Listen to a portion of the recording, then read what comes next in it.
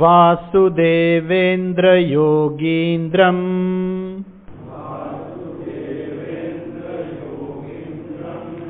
નત્વા જ્ઞાનપ્રદમ ગુરુમ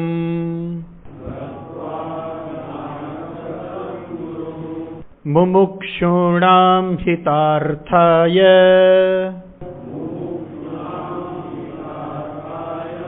તત્વબોધોભિધીયતે.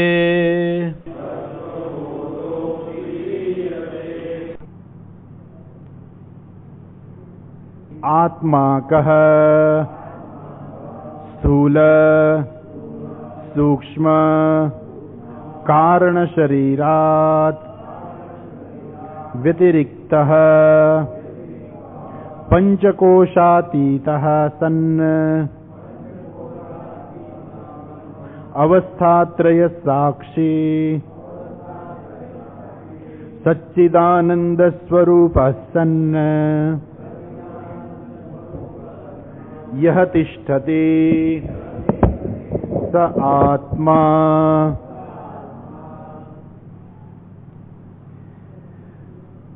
તત્વ વિવેક કહ.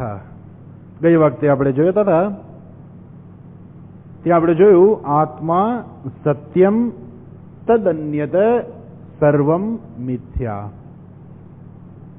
આ જરાક બરાબર સમજવાની જરૂર છે. ગઈ વખતે આપણે ચર્ચા કરી હતી, જરાક ફરીથી ટૂંકમાં જોઈએ.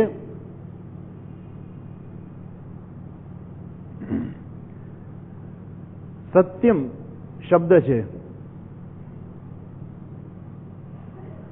શબ્દો અનેક પ્રકારના શબ્દો હોય છે કે જે આપણને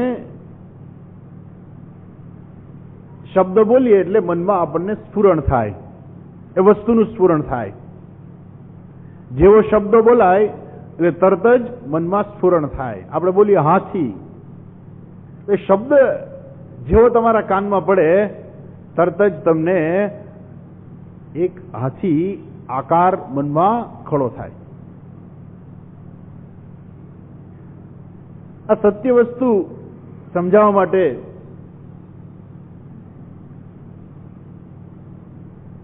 છાંદોગ્ય ઉપનિષદની અંદર ચર્ચા આવે છે. ઉદ્દાલક ઋષિ હતા, એનો પુત્ર હતો શ્વેતકેતુ. એ 12 વર્ષ સુધી ભણવા ગયો. આમ તો એના પિતાજી પોતે ભણાવી શકે એમ હતા, પણ આપણી ગુજરાતીમાં કહેવત છે કે પારકીમાં કાન વિંધે. એને જોયું કે મારા દીકરાને હું નહીં ભણાવી શકું, એટલે એણે ગુરુકુળમાં મોકલ્યો. ભણીને આવ્યો, હોશિયાર થઈને આવ્યો. મહામના અનુચાનમાની, આમ અભિમાની લાગતો હતો. અનુચાનમાની, એ કોઈને નમે નહીં એવો અભિમાની થઈ ગયો હતો. એટલે એના પિતાજીએ પૂછ્યું કે બેટા, એક વસ્તુ એવી છે કે એકનું જ્ઞાન થઈ જવાથી સર્વનું જ્ઞાન થઈ જાય. તને ખબર છે? તો કે નહીં પિતાજી, એવી કોઈ વસ્તુ હોય જ નહીં. કેમ કે જો એવી કોઈ વસ્તુ હોય કે એકના જ્ઞાન થઈ જવાથી જાણે કે બધું જણાઈ જાય છે, જો એવી કોઈ વસ્તુ હોય, એવું કોઈ જ્ઞાન હોય, તો મારા ગુરુજીએ મને અવશ્ય કહેલું હોવું જોઈએ. કેમ કે હું સૌથી હોશિયારમાં હોશિયાર હતો. તો કે ના, હું તને પૂછું છું એનો જવાબ આપ. તે તારા ગુરુજીને પૂછ્યું હતું એવું કે તમે મને કહો કે એવી એક વસ્તુ છે કે જેના જ્ઞાનથી સર્વનું જ્ઞાન જાણે કે થઈ જાય. તો કે છે કે એવું ખરેખર જ્ઞાન છે ખરું? હવે જો ઉદ્દાલક જયારે એમ કહે છે એના પુત્રને શ્વેતકેતુને કે એક વસ્તુ એવી છે કે જેના જ્ઞાનથી સર્વનું જ્ઞાન થઈ જાય છે, તો હવે એને સાબિત કરવું પડશે. એક વસ્તુ છે એવી કે એ એકને જાણવાથી સર્વનું જ્ઞાન થઈ જાય. યથા મૃતપિંડેન એકમ વિજ્ઞાનેન સર્વમ મૃન્મયમ સ્યાત. એક માટીનું જ્ઞાન થઈ જવાથી જેવી રીતે બધા જ માટીમાંથી બનેલા જે બધા આકારો છે એનું જ્ઞાન થઈ જાય છે. એકેન નખનિકૃંદનેન સર્વમ લોહમયમ સ્યાત. એક માત્ર એક નેલ કટર, નખનિકૃંદન એક માત્ર નેલ કટરના જ્ઞાનથી સંપૂર્ણ લોહમયમ વિજ્ઞાતમ સ્યાત.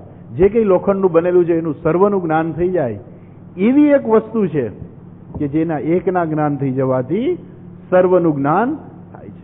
એવી કોઈ વસ્તુ ખબર છે? જેવી રીતે પેલો ઘડો છે એને કેવું, આ ઘડો આ શું છે? તો કે આ ઘડો છે. એ ઘડો શબ્દ જે છે, શબ્દ ઘણા બધા હોય છે આપણી પાસે, અને જે આપણને કંઈક કંઈક બતાવતા હોય શબ્દો. જેમ કે મેં તમને કહ્યું હાથી, તો તમને મનમાં હાથીનું સ્ફુરણ થયું. પણ ઘણી વખત આપણે એમ કહીએ કે આ ઘડો છે, માટીનો ઘડો. એટલે આપણે પૂછીએ કે ઘડો હોય તો આપણે કહીએ કે તું આ ઘડો લઈ આવ. પેલો માણસ ઘડો લઈ આવે તો કે આ ઘડો શેનો છે? તો કે માટીનો ઘડો છે. હવે માટીનો ઘડો જે છે એમાં માટી શબ્દ બહુ અગત્યનો આવી જાય છે કે માટી શું સૂચિત કરે છે. જેવી રીતે આપણે એમ કહીએ કે સફેદ ગાયને તમે લઈ આવો, તમે સફેદ ગાયને લઈ આવો, એનો અર્થ શું થયો કે ત્યાં બીજી ઘણી બધી ગાયો છે કે જેમાં બીજા કલર રહેલા છે. અને જ્યારે તમને એમ કહેવામાં આવે કે તમે સફેદ ગાય લઈ આવો, તો સફેદ શબ્દ છે શેનું સૂચન કરે છે? સફેદ શબ્દ છે એ એક ગાયને જુદી પાડે છે, બીજી ગાયો કરતા એક ગાયને જુદી પાડે છે, જેને આપણે કહીએ વિશેષણ કહીએ. પણ જ્યારે આપણે એમ કહીએ કે માટીનો ઘડો, તો શું એ વિશેષણ છે? સફેદ ગાય આપણે બોલીએ છીએ, માટીનો ઘડો, તો એ બે લાગુ પડે છે? તો કે સફેદ વસ્તુ જે છે એ કલર જે છે બીજે પણ જોવા મળે છે, અને જે ગાય છે એમાં સફેદ ના હોય એવું પણ જોવા મળે છે. બીજી પણ ગાય છે કે જેમાં સફેદ કલર નથી, તો સફેદ કલર છે ત્યાં શું બની જાય છે? વિશેષણ બની જાય છે. પણ આપણે એમ કહીએ કે તમે બોલો, તો આપણે કહીએ બોલવું. બોલવું શું છે? એ ક્રિયાપદ છે. જો શબ્દ આપણે બોલીએ છીએ ચાલવું, દોડવું, તો એ બધું શું છે? એ શબ્દ આપણે બોલીએ છીએ. આપણે એમ કહીએ કે પેલો માણસ દોડે છે, તો દોડે છે એવું જ્યારે આપણા મનમાં શબ્દ ઉત્પન્ન થાય, ક્રિયાપદ જેવું આવે એટલે આપણા મનમાં એક વૃત્તિ ઉત્પન્ન થાય કે કોક માણસ દોડતો હોવો જોઈએ. આપણે જોઈએ, આપણે પલોઠી વાળીને બેસેલો માણસ તરફ ના જોઈએ, કારણ કે વાત શેની થાય છે? પેલો માણસ દોડે છે, એટલે આપણે દોડી રહ્યો છે એ માણસની વાત કરી છે. એટલે આપણા મનમાં એક વૃત્તિ ઉત્પન્ન થાય તરત જ. એ જે વૃત્તિ ઉત્પન્ન થશે એ વૃત્તિ શું કરશે? આપણને જે માણસ દોડી રહેલો છે એના વિશેની વૃત્તિ ઉત્પન્ન થશે. બરાબર છે? આપણે શું કહીએ? પેલો માણસ દોડે છે. જો દોડે છે એ શું છે? એ ક્રિયાપદ છે. પણ આપણે એમ કહીએ કે પેલું કે આપણે એમ કહીએ કે ધીમેથી બોલો. બોલવું છે એ ક્રિયાપદ છે, પણ ધીમેથી શું છે? ધીમેથી બોલો એટલે શું છે? તો એ વિશેષણ, એ વિશેષણ છે. પણ કેવું વિશેષણ છે? ક્રિયા વિશેષણ છે. એ વિશેષણ કરવું પણ ક્રિયા વિશેષણ છે. તો શબ્દો જેવા તમારા કાનમાં પડે, તમારામાં મનમાં એ પ્રકારની વૃત્તિ ઉત્પન્ન થાય. હવે જે પ્રકારના શબ્દો તમારા કાનમાં પડશે, જેવું તમારું સાધન, એ પ્રકારની વૃત્તિ ઉત્પન્ન થાય. જેમ કે આપણે બોલીએ કે ફૂલ, તો તમારા મનમાં ફૂલ કહીએ, આપણે એમ કહીએ કે ગુલાબનું ફૂલ, તો શું તમે ખરેખર તમે આ ગુલાબ જુઓ છો? નહીં. તમે ખરેખર આ ગુલાબને જોતા નથી. તો કે ના હું જોઉં છું, ખરેખર મને ગુલાબ દેખાય છે. તો કે આપણને ભલે એવું લાગે કે આપણે આ ગુલાબ જોઈએ છીએ, હકીકતે આપણે ગુલાબ નથી જોતા, હકીકતે આપણે એક વૃત્તિને જોઈએ છીએ. આ ગુલાબ જેવું આપણે જોઈએ, આપણી આંખમાં જેવું દર્શન થાય, આંખની અંદર એક પ્રકારની વૃત્તિ ઉત્પન્ન થાય છે. આપણે ગુલાબના નથી જોતા, આપણું મન છે ને વૃત્તિને જુએ છે. અને એટલા માટે સ્વપ્નની અંદર કાંઈ વસ્તુ ના હોય, પણ સ્વપ્નની અંદર માત્ર વૃત્તિઓ છે, છતાંય આપણને વસ્તુઓ દેખાય છે. તો મનમાં જેવી વૃત્તિ ઉત્પન્ન થાય તમને એવું દેખાય. તમે આંખ ખોલો, તમારી આંખ બરાબર છે, તમને દર્શન થાય છે. શેનું દર્શન થયું? આ ફૂલનું, લાલ ગુલાબ. જો પ્રમાણ યોગ્ય હોય તો તમને યોગ્ય દર્શન થાય. હવે આપણે જોઈએ રજ્જુ સર્પ કેવો છે. રજ્જુ સર્પ શું છે? એક માણસ જાય છે, આલો જાય છે, રસ્તામાં એ સર્પ જુએ છે અને એને ચક્કર આવે છે, પરસેવો વળે છે, બ્લડ પ્રેશર વધી જાય છે, ભગવાનનું નામ લેવા માંડ્યો, ઓમ નમઃ શિવાય, ઓમ નમઃ શિવાય. શ્રાવણ મહિનો છે. એ જુએ છે શું છે? એની આંખ તો બરાબર છે, એ જુએ છે સર્પને જુએ છે, પણ ખરેખર એ સર્પ નથી, એ દોરડી છે. દોરડીની જગ્યાએ જયારે માણસ સર્પ જુએ ત્યારે શું જુએ છે? ખરેખર એ મનમાં વૃત્તિ જુએ છે, સર્પાકાર વૃત્તિ. જે સર્પ નથી છતાં સર્પાકાર વૃત્તિ ઉત્પન્ન થાય છે કે અહીંયા સર્પ છે. એને શું કહેવાય? આ આંખ દ્વારા આપણે જોઈએ તો આપણે કહીએ કે યોગ્ય પ્રમાણ. અને જ્યારે આપણને રજ્જુની જગ્યાએ સર્પ દેખાય તો એને કહેવાય દુષ્ટ પ્રમાણ. દુષ્ટ પ્રમાણ એટલે આપણે આંખેથી જોઈએ છીએ, પણ અત્યારનું જે વાતાવરણ જે છે, સંધ્યાનો સમય છે, કદાચ આંખેથી ઓછું દેખાતું હોય એવું બને અને એ માણસ એ રજ્જુની જગ્યાએ સર્પ જુએ છે. એ શું જુએ છે? ખરેખર તો ત્યાં દોરડી જ છે, પણ જુએ છે સર્પ. દુષ્ટ પ્રમાણ, જે પ્રમાણ પ્રત્યય ઉત્પન્ન થાય છે. આપણે શું જોઈએ છે? હંમેશા પ્રમાણ પ્રત્યય, અને પછી જ આપણે નિર્ણય કરીએ છીએ કે આ ગુલાબ છે. અને જેવું આપણી પાસે જ્ઞાન હોય, જેવી આપણા પાસે સમજણ હોય, એ પ્રકારની જ વૃત્તિ ઉત્પન્ન થાય. જે પ્રકારની સમજણ ના હોય એ પ્રકારની વૃત્તિ ઉત્પન્ન થાય જ નહીં. શબ્દો છે તમારી પાસે, પણ વૃત્તિ ઉત્પન્ન ના થાય ક્યારેય. જેવી રીતે આપણે એમ કહીએ કે બહેરો ટેલિફોન ઓપરેટર. બહેરો ટેલિફોન ઓપરેટર. બહેરો શબ્દ છે તમારી પાસે, ટેલિફોન ઓપરેટર પણ શબ્દ છે, પણ બહેરો ટેલિફોન ઓપરેટર હોય કોઈ દિવસ? ટેલિફોન ઓપરેટરનું કામ એ છે કે જે ફોન આવે સાંભળવા અને જવાબ આપવો. જો એ માણસ બહેરો જ હોય તો એ સાંભળશે જ કેવી રીતે? એવી રીતે આંધળો માણસ છે, કોઈ માણસ અંધ હોય તો કે આંધળો માણસ કોણ છે? તો કે આ અંધ માણસ એ છે કે જે બધા પક્ષીઓની ઉપર નજર રાખે છે, બધા પક્ષીઓને જોનારો છે. એ કેવી રીતે બને? એ શક્ય જ નથી. એ ક્યારેય શક્ય નથી બનવાનું કે એક અંધ માણસ છે પક્ષીઓને જોતો હોય આકાશમાં. એ શક્ય નથી. બહેરો માણસ છે ક્યારેય સાંભળી નથી શકવાનો. ગઈ વખતે આપણે ઉદાહરણ જોયું હતું, જો તમને યાદ હોય તો આપણે જોયું હતું સસલાના શિંગડા. સસલું શબ્દ છે આપણી પાસે, શિંગડા પણ શબ્દ છે. સસલાના શિંગડા. એ તમારામાં એ વૃત્તિ જે ઉત્પન્ન નહીં થાય, એ પ્રમાણ પ્રત્યય જે છે એ ઉત્પન્ન નહીં થાય. તો આપણે પાછા આવીએ તો જે શબ્દ છે એ શબ્દ જ્યારે બોલાય ત્યારે એ તમારામાં એ પ્રકારની વૃત્તિ ઉત્પન્ન થાય.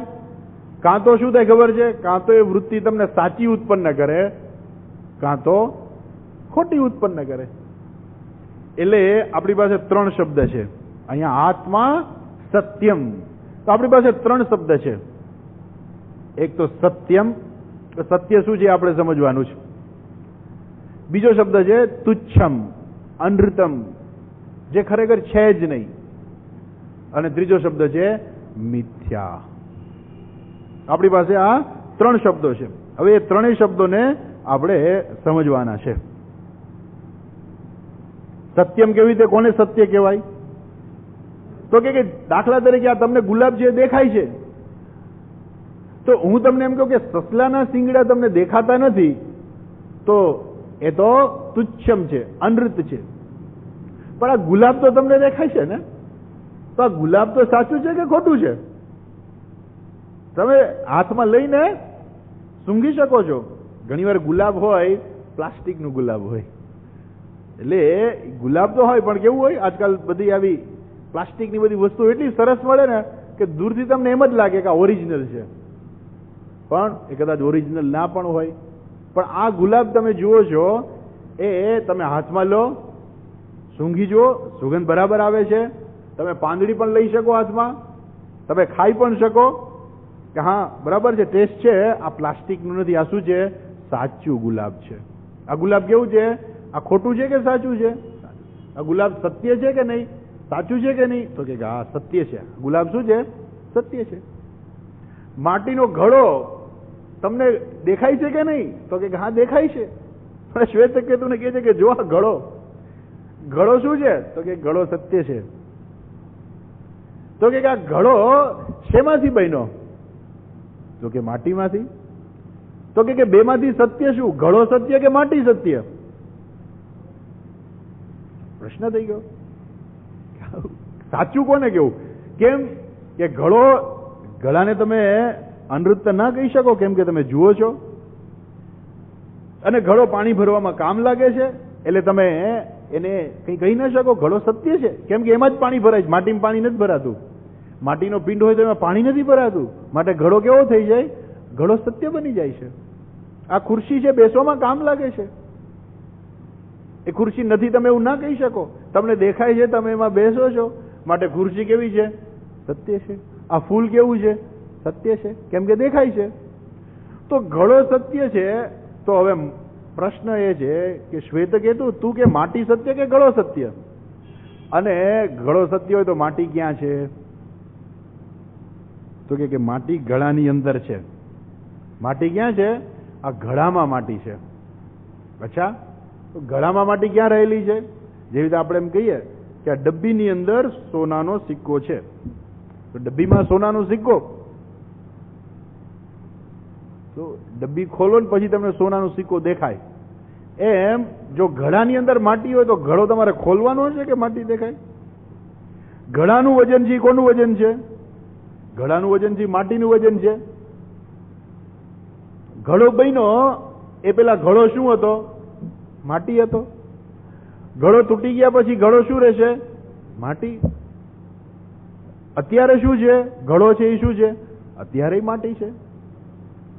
માટી પહેલા હતી એમ ન કહેવાય કે આ ઘડો બન્યો એ પેલા માટી હતી, એવું કહેવાય? ના, એવું ના કહેવાય.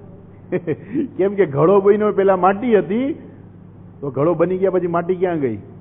હજુ માટી જ છે. એટલે એવું નથી કે ઘડો બન્યો એટલે માટી ગઈ, એવું નથી. ઘડો બન્યો એ પેલા માટી હતી. એ ભૂતકાળ વાપરવો શબ્દ એ પણ જાણે કે ઔપચારિક છે. માટી ત્યારે પણ હતી, અત્યારે પણ છે, હવે પછી પણ રહેવાની. તો સત્ય શું? ઘડો કે માટી? જો ઘડો સત્ય હોય તો માટી ક્યાં આવે? એટલે હવે તમે સમજી શકશો કે સત્ય શબ્દ એટલે શું. સત્ય એટલે જે ત્રણેય કાળમાં હોય. જે માટી પેલા હતી, અત્યારે છે, હવે પછી પણ માટી રહેવાની છે. પણ ઘડો શું છે? ઘડો શું છે? તો ઘડાને આપણે શું કહીએ? મિથ્યા. વ્યવહારિક, જેને કહેવાય કે વ્યવહારિક સત્ય છે. તો વ્યવહારમાં સત્ય છે. વ્યવહારમાં સત્ય શું છે? ઘડામાં જ પાણી ભરાય છે. ઉનાળો આવે, તરસ લાગી હોય તો ઘડામાં જ પાણી ઠંડુ થાય. તો ઘડો કામનો છે, પણ છતાંય પાછો કેવો છે? એ સત્ય નથી. ઘડો કામનો છે, પાણી પીવામાં ઘડો જ કામ લાગે છે, છતાં પણ ઘડો કેવો છે? સત્ય નથી. સત્ય શું છે? માટી છે. તો માટીમાંથી જ ઘડો બન્યો. ઘડાનું વજન છે, માટીનું વજન છે. તો જે કંઈ છે બધું શું છે? માટી જ માટી. જો માટી અને ઘડાની અંદર તમને માટી સમજાઈ જાય તો તમને સમજાય આત્મા સત્યમ. તો તમે સમજી શકો કે અહીંયા આત્મા માટે શબ્દ સત્ય કેમ વાપર્યો છે. જેવી રીતે માટીમાંથી બધા ઘડા બન્યા છે, એમ આ આત્મામાંથી જ જગત બન્યું છે. આખી સૃષ્ટિ ઉત્પન્ન થઈ છે. તસ્માદ વા એતસ્માત આત્મનઃ આકાશ સંભૂતઃ આકાશાદ વાયુ વાયો અગ્નિ, અગ્નેરાપહ. તો આ આત્મામાંથી જ બન્યું છે. તો આત્મા શું છે? એ જ સત્ય છે. અહીંયા શું કહે છે કે એ તત્વ વિવેક કહ. તો આ તત્વ વિવેક શું છે? તો કે તત્વ વિવેક એ છે કે જે આપણને સાચી વસ્તુ સમજાવે. શું સાચી વસ્તુ છે? આત્મા સત્યમ તદ અન્યત સર્વમ મિથ્યા. આત્મા એક જ સત્ય છે, બાકી બધું મિથ્યા છે. માટી એક સત્ય છે, ઘડો મિથ્યા, તાવડી મિથ્યા, કોડિયા મિથ્યા, નાન મિથ્યા. પણ છતાંય મિથ્યા કેવું છે? વ્યવહારિક સત્ય છે, વ્યવહારિક છે. એ કોડિયામાં જ તમે દિવાળી આવશે ત્યારે દીવો કરશો, એ કોડિયા કામ છે ત્યારે તમે માટીમાં નહીં દીવો કરી શકો. તાવડી, માટીમાંથી જ્યારે તાવડી બનશે ત્યારે તાવડી ઉપર જ રસોઈ થશે. માટીના પિંડ ઉપર તમે રસોઈ નહીં પકાવી શકો, રોટલી નહીં પાકે, રોટલો નહીં પાકે. એના માટે તાવડી જ જોશે.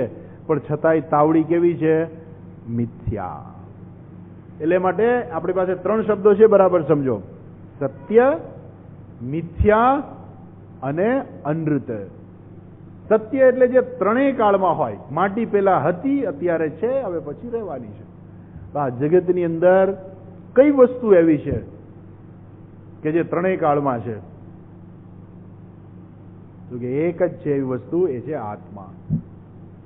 આત્મા એક જ છે કે જે આત્મા પહેલા હતો, અત્યારે પણ છે, હવે પછી પણ રહેવાનો છે, જે ત્રણેય કાળમાં છે, સત્ય છે. માટે આત્મા સત્યમ. અને ટૂંકમાં કહી દીધું, શું કહ્યું? તદ અન્યત સર્વમ મિથ્યા. બસ એ સિવાયનું જે બીજું જે કંઈ છે, અન્યત જે બીજું કંઈ છે, બધું શું છે? એ બધું મિથ્યા છે. બસ અન્યત સર્વમ. અન્યત સર્વમની અંદર બધું આવી ગયું. આપણું શરીર પણ મિથ્યા છે. બધેથી શરૂ કરીને આખી સૃષ્ટિની આપણે ગમે ત્યાં જોઈએ, ગેલેક્સીથી માંડીને આપણું શરીર, આ બધી ગેલેક્સીઓ પણ મિથ્યા છે. આ સૂર્યમાળા પણ મિથ્યા છે, સૂર્ય પણ મિથ્યા છે, ચંદ્ર પણ મિથ્યા છે, પૃથ્વી પણ મિથ્યા છે, આપણું અમરેલી પણ મિથ્યા છે, આપણું ઘર પણ મિથ્યા છે, અને ઘરની અંદર રહેનારા જે બધા શરીરો છે એ શરીરો પણ મિથ્યા છે. અને પછી એ મિથ્યા શરીરનો અંત આવે ત્યારે એના માટે આપણે સરસ મજાનો રથ બનાવીએ, ધર્મ રથ ને મોક્ષ રથ ને લઈ જાય. મારે હતો ત્યાં દીકરાના ઘરમાં હું રહેતો ને, ત્યાર પછી પેલા એમ કે ભાઈ અમારા માટે આવો રથ મંગાવજો. વૃદ્ધો આવ્યા હોય ને ઓફિસમાં પહેલેથી કહી રાખે કે અમને કાંઈ થઈ જાય તો આવો રથ અમારા માટે મંગાવજો. હમણાં જ એક રથનું લોકાર્પણ કરીને આવેલો આવું છું. તો ત્યાં પણ સરસ મજાનો 11 લાખ રૂપિયાનો રથ બનાવ્યો. બોલો, 11 લાખ રૂપિયાનો રથ. માણસ જોઈ તો એમ થાય છે કે જલ્દી મરી જાય તો સારું.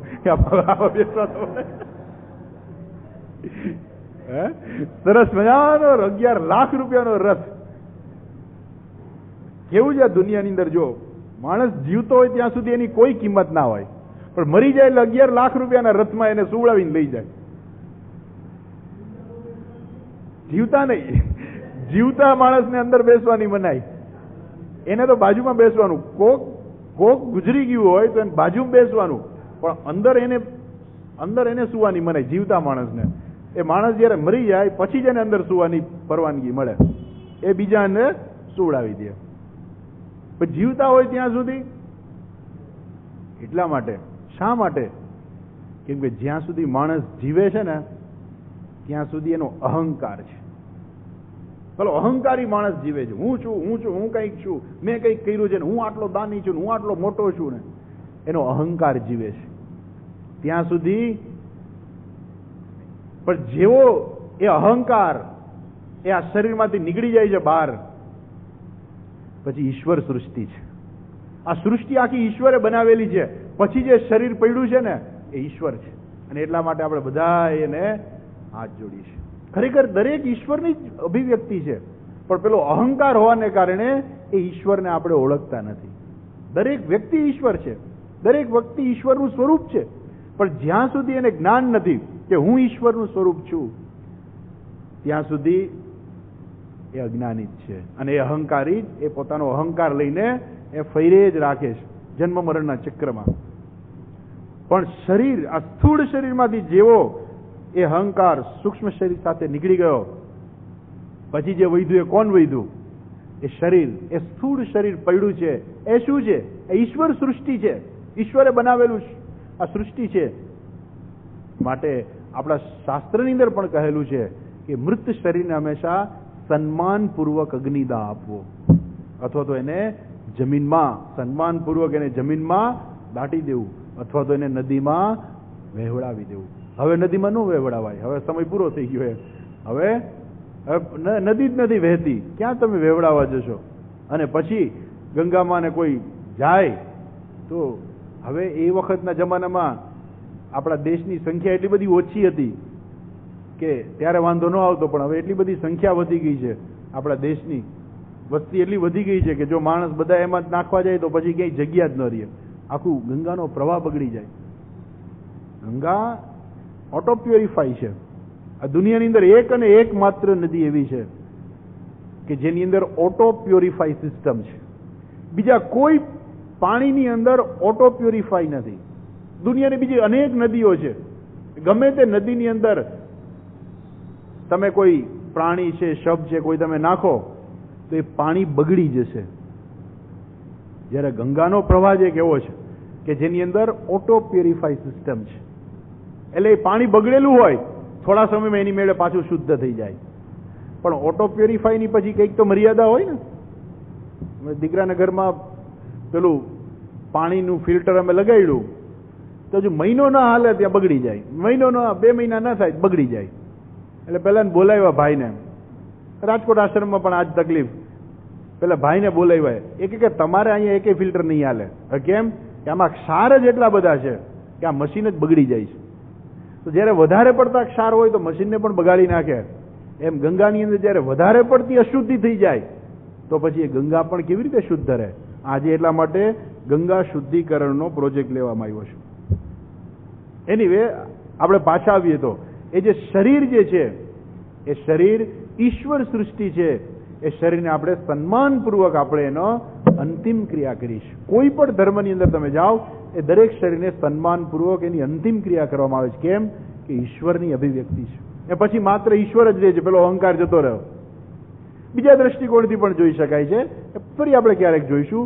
પણ અગત્યનું એ છે કે એ જે ઈશ્વર સૃષ્ટિ જે છે, આ જગત જે છે એ ઈશ્વરની જ અભિવ્યક્તિ છે. સમગ્ર ઈશ્વર, ઈશાવાસ્યમ ઇદમ સર્વમ, પણ આપણે ઓળખતા નથી.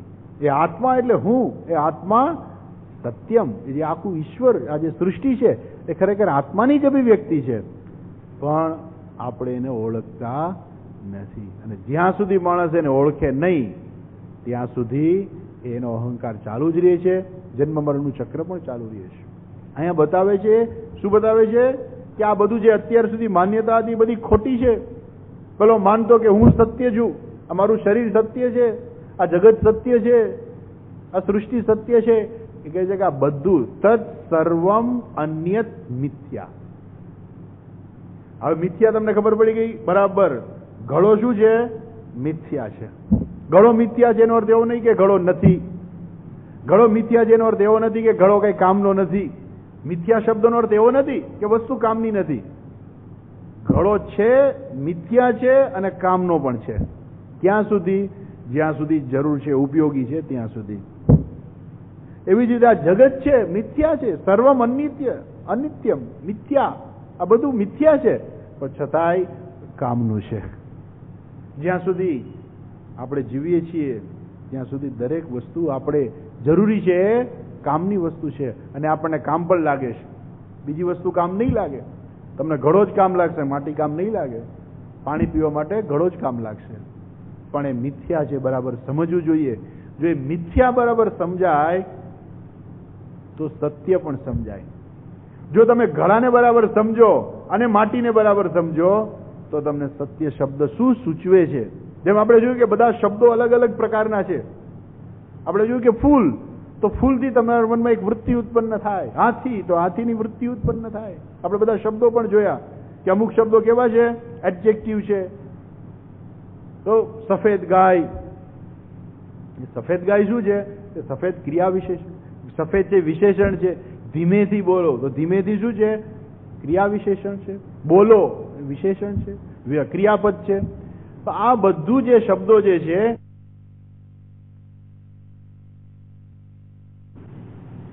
જેવું સમજાણું આત્મા સત્યમ, એનો અર્થ કે અવિદ્યા માતાજી ગયા.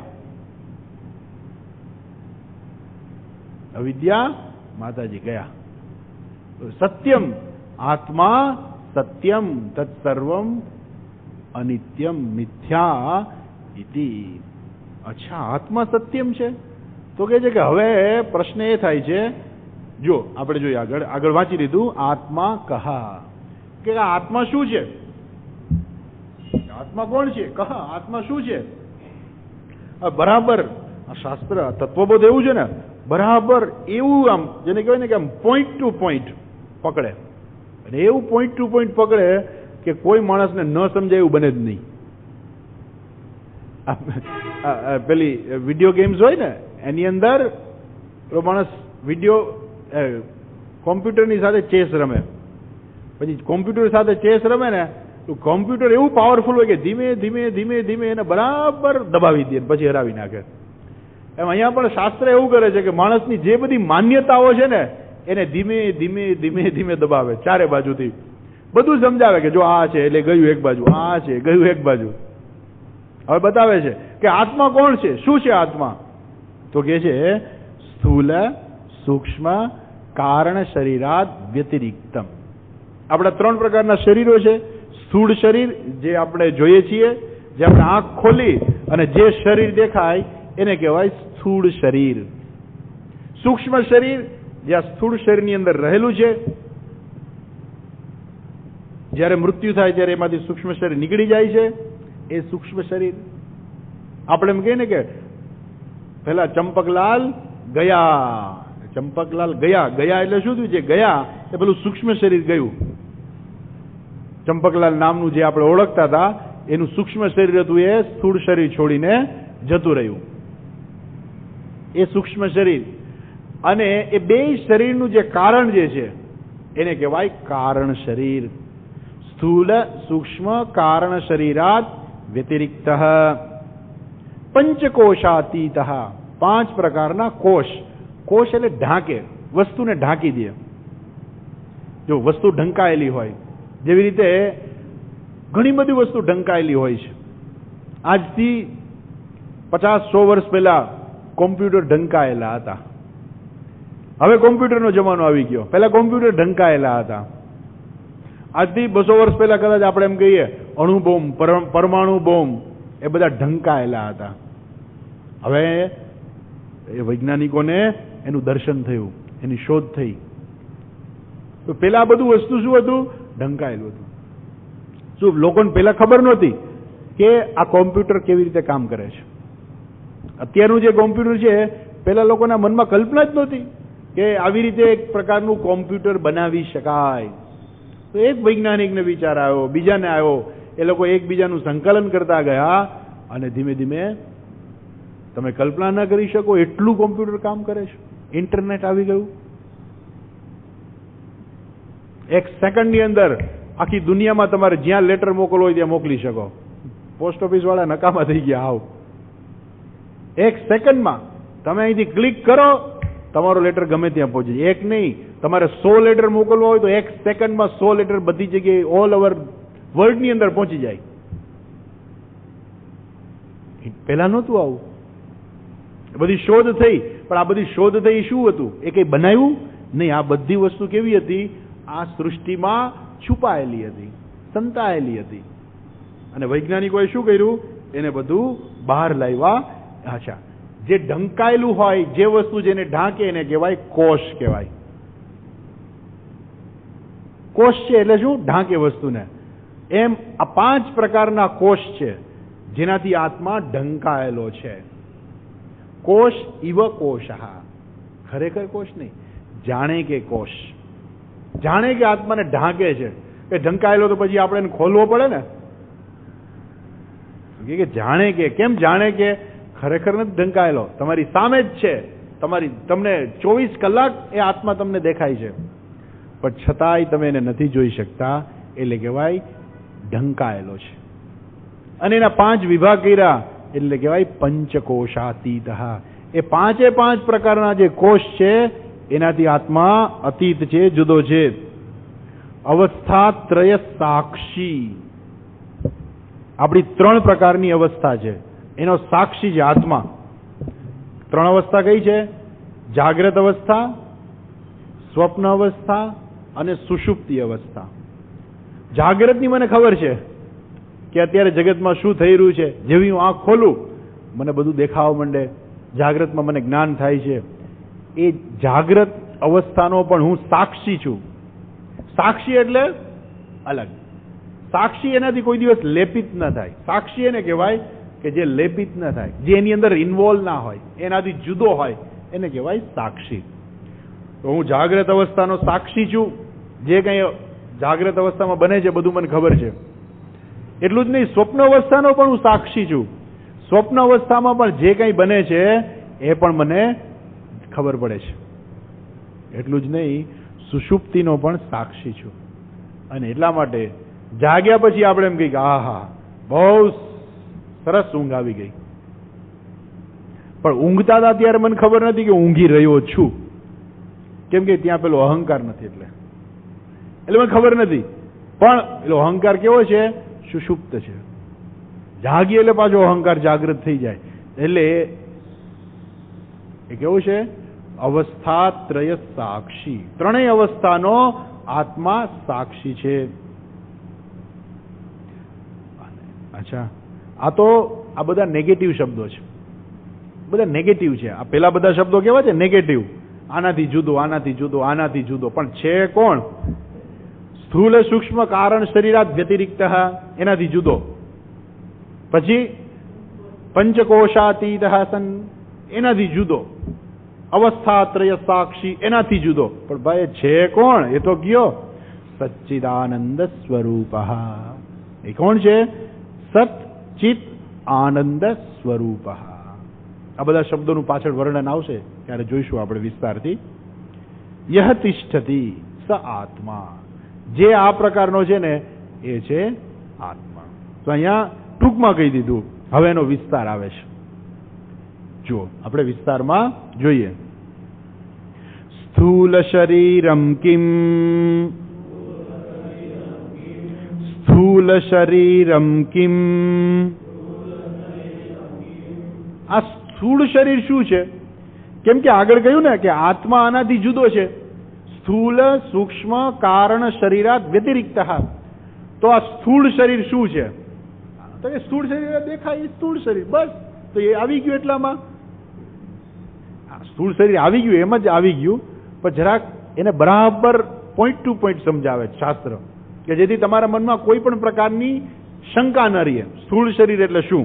એ પૂછે છે, કે શિષ્ય પૂછે છે કે સ્થૂલ શરીરમ કિમ, સ્થૂળ શરીર કોને કહેવાય? ગુરુજી જવાબ આપે છે, જુઓ. પંચીકૃત પંચમહાભૂતૈઃ કૃતમ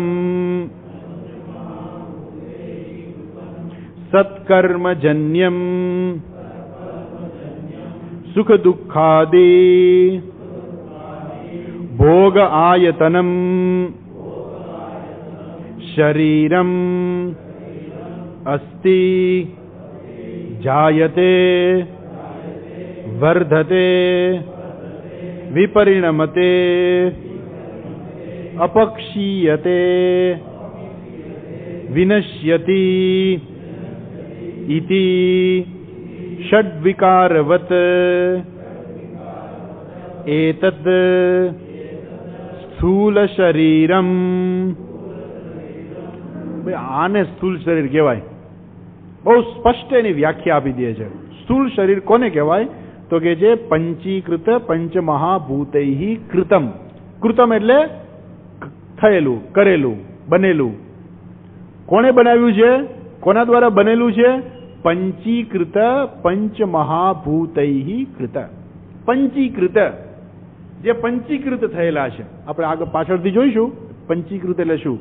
પણ પંચીકૃત એટલે જે બધા પંચમહાભૂતો છે ને બધા ભેગા થયેલા છે. આમ તો શું છે, આકાશ, પંચમહાભૂતો કયા કયા છે? આકાશ, વાયુ, અગ્નિ, જળ અને પૃથ્વી. આને કહેવાય પંચમહાભૂત. બરાબર છે? પણ એ પાછા પંચીકૃત, એટલે બધા ભેગા થયેલા. આપણું શરીર કેવું છે? આ 5 મહાભૂતોનું બનેલું છે, એમાંથી બનાવાયેલું છે, કૃતમ બનાવાયેલું છે.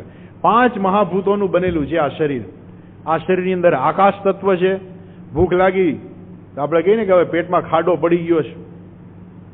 હા, અંદર શું છે? ખાડો છે, અંદર આકાશ છે. અહીંયા પણ ઘણાને આકાશ હોય ત્યારે તકલીફ પડે, પણ અહીંયા આકાશ હોય વાંધો નહીં, પણ અહીંયા આકાશ હોય તો તકલીફ પડે. તો આ ભાગ ખાલી ન રહેવો જોઈએ. અહીંયા ખાલી રહે તો કાંઈ વાંધો નથી, અહીંયા ખાલી ન રહેવું જોઈએ. ઘણાને અહીંયા પણ ઉપર ખાલી હોય, નીચે ખાલી, ઉપર ખાલી. તો આકાશ તત્વ છે આપણા શરીરની અંદર. ઓડકાર આવે તો વાયુ, ઓડકાર આવ્યો એટલે શું થયું? પેટમાંથી વાયુ બહાર નીકળ્યો, હવા બહાર નીકળી. આપણે શું કહીએ? આ શરીરમાં વાયુ છે. આપણા જે લોહીનું પરિભ્રમણ થાય છે, શરીરની અંદર પાચન થાય છે, તો આ બધા 5 પ્રકારના પ્રાણ છે, એ વાયુનું સૂચન કરે છે. આપણા શરીરમાં વાયુ તત્વ છે. પછી જળ તત્વ, લોહી છે, લોહી પરિભ્રમણ કરી જ રાખે છે, જળ તત્વ છે. પછી અગ્નિ તત્વ, આપણા શરીરનું ટેમ્પરેચર છે, તેજ વધી જાય તો ડોક્ટર પાસે દોડ પહોંચી જઈએ. અગ્નિ તત્વ માપમાં જ રહેવું જોઈએ. જો બધાનું જુદું જુદું હોય ટેમ્પરેચર, આપણા મનુષ્યનું શરીર જે છે એમાં અમુક પ્રકારનું ટેમ્પરેચર હોવું જરૂરી છે, એટલે આપણું શરીર આ ટેમ્પરેચરમાં જીવી શકે.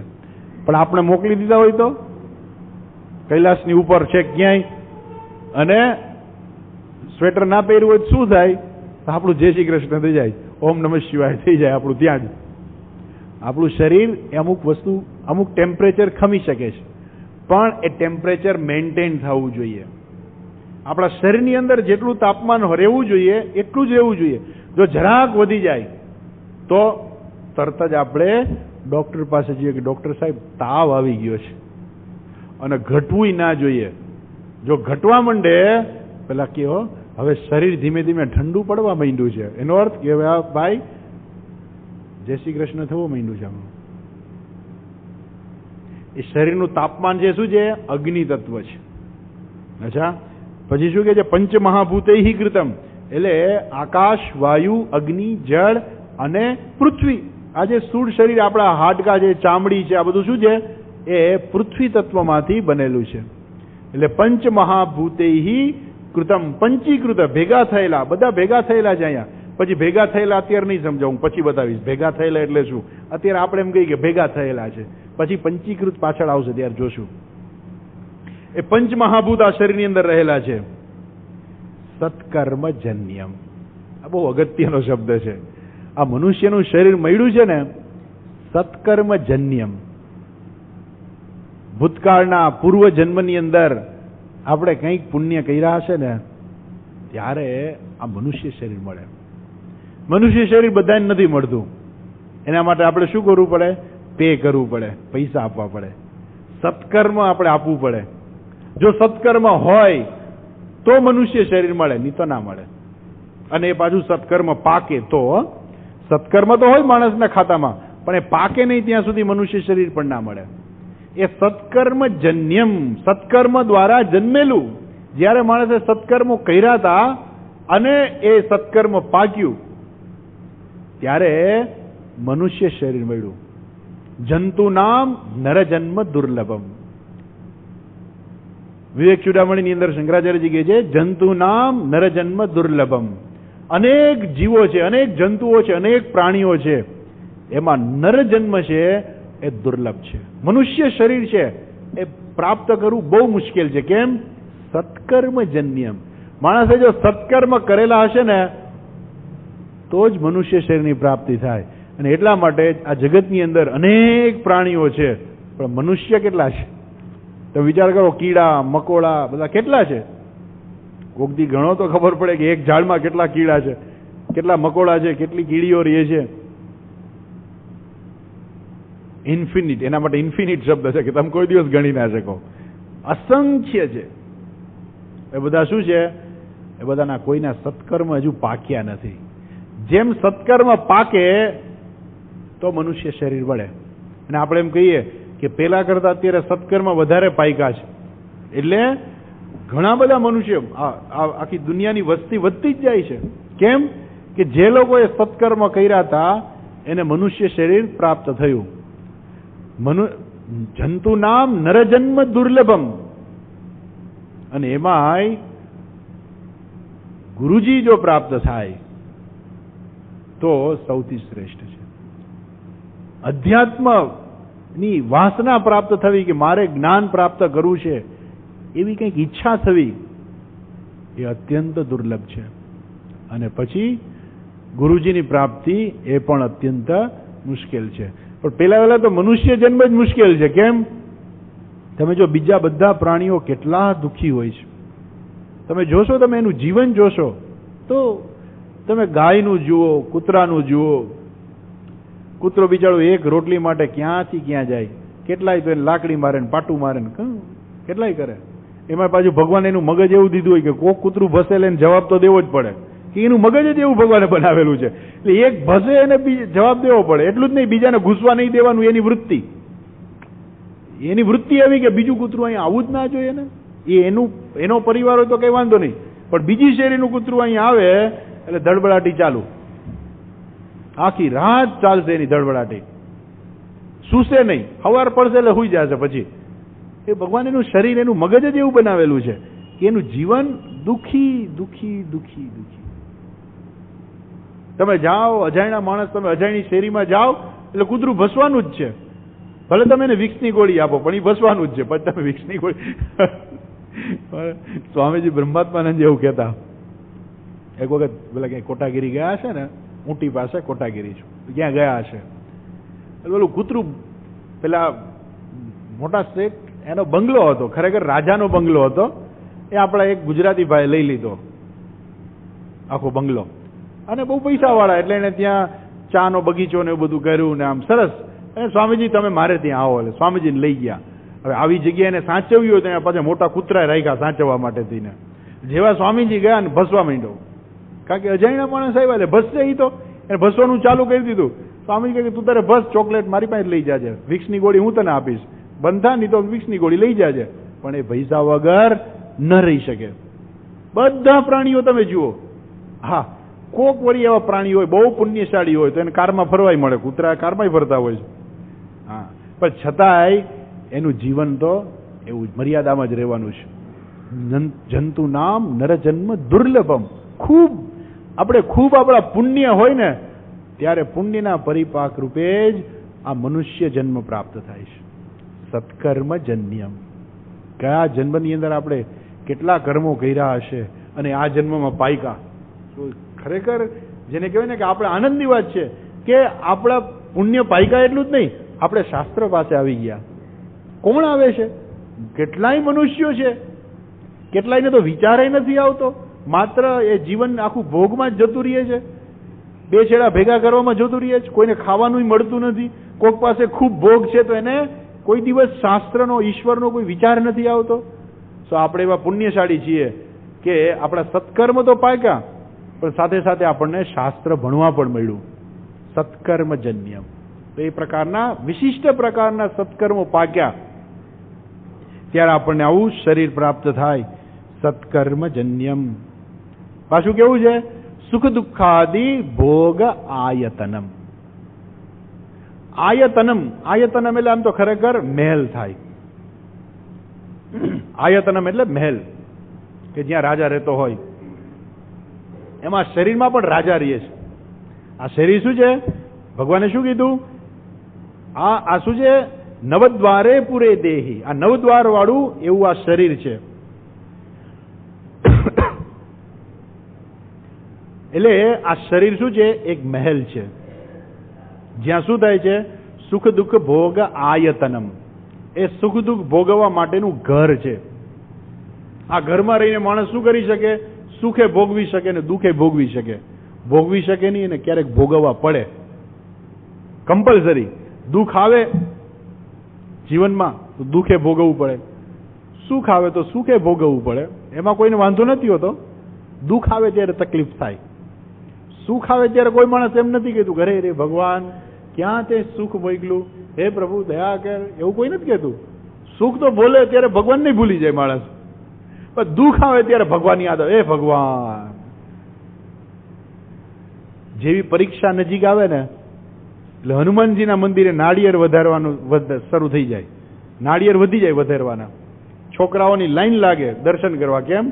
આખું વર્ષ ભણ્યા નહોતા, હવે પરીક્ષા આવી નજીક એટલે હવે દુઃખ આવ્યું એટલે હવે ભગવાનને યાદ કરે કે ભગવાન પાસ કરી દેજો. આમ તો આખું વર્ષ મેં મહેનત નથી કરી, કંઈક ચમત્કાર કરી દેજો કે મને આવડતું હોય ને એવું જ પૂછાય. એટલે નાળિયેર વધેરીશ ને, આટલા ટકા આવશે તો આટલું નાળિયેર વધેરીશ ને, આટલા ટકા આવશે તો આમ કરીશ ને, બધી ઘણી બધી માનતાઓ લેવાઈ જાય. કેમ? દુઃખ આવ્યું એટલે ભગવાન યાદ આવ્યા. આ શરીર કેવું છે? સુખ અને દુઃખ ભોગવવાનું ઘર છે. એ ઘરમાં રહીને તમે સુખે ભોગવી શકો, દુઃખે ભોગવી શકો. એર કન્ડિશન રૂમ હોય તો માણસને કેમ મજા આવે ને કે હા મજા આવી ગયો, એર કન્ડિશન છે. અને તાપ ધમધમતો હોય તો ઘરમાં તો શું થાય? દુઃખ થાય. એમાં શરીરમાં પણ એવું છે. ક્યારેક આપણને મજા આવી જાય કે આ હા મજા આવી ગયો, સરસ મજાનું ખાવાનું મળી ગયું. આજ તો ઘરવાળીને કે આજ તો બહુ સરસ રસોઈ બનાવી જ તે. પેલી કે બાજુમાંથી પીરસણું આવ્યું છે, સરસ બનાવી. આખા આટલા વર્ષોથી અમે રાંધતા હતા, કોઈ દી વખાણ ન કરી. આજ કે સરસ રસોઈ બનાવી છે કે આજ તો બાજુવાળા ત્યાંથી આવ્યું છે. એટલે એની હારે ઝઘડો થયો. એક બાજુથી સુખ થયું, ત્યાં પાછું દુઃખ શરૂ થઈ ગયું. સુખ દુઃખાદી ભોગ આયતનમ. આ શરીર કેવું છે? સુખ દુઃખ ભોગવવા માટેનું ઘર છે. ભોગવનારો જુદો છે, સાધન જુદું છે હજુ ભોગવવાનું, એ આપણે જોઈશું. શરીરમ, આને કહેવાય શરીરમ. પણ કેવું છે શરીર? અસ્થિ. અસ્થિ એટલે છે. સૌથી પહેલા આ શરીર છે એવી માણસને ખબર પડે. માના પેટમાં ગર્ભ હોય તો ખબર પડે કે માના પેટમાં બાળક છે. હજુ કોઈને દેખાતું નથી, બાળક છે. અસ્થિ છે એ ખબર પડે કે આ શરીર છે. પછી જાયતે, પછી એનો જન્મ થાય. વર્ધતે, પછી એ ધીમે ધીમે શરીર મંડે વધવા. પછી વિપરિણમતે, દાઢી મૂછ આવી જાય.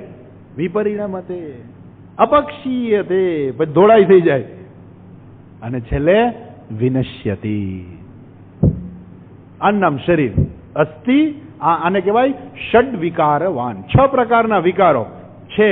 અસ્થિ, જાયતે, વર્ધતે, વિપરિણમતે, અપક્ષીયતે, વિનશ્યતિ. આ પ્રકારના 6 વિકારો શરીરમાં આવે છે.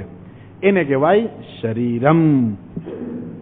ષડ વિકારવત એતત સ્થૂલ શરીરમ. આને સ્થૂળ શરીર કહેવામાં આવે છે.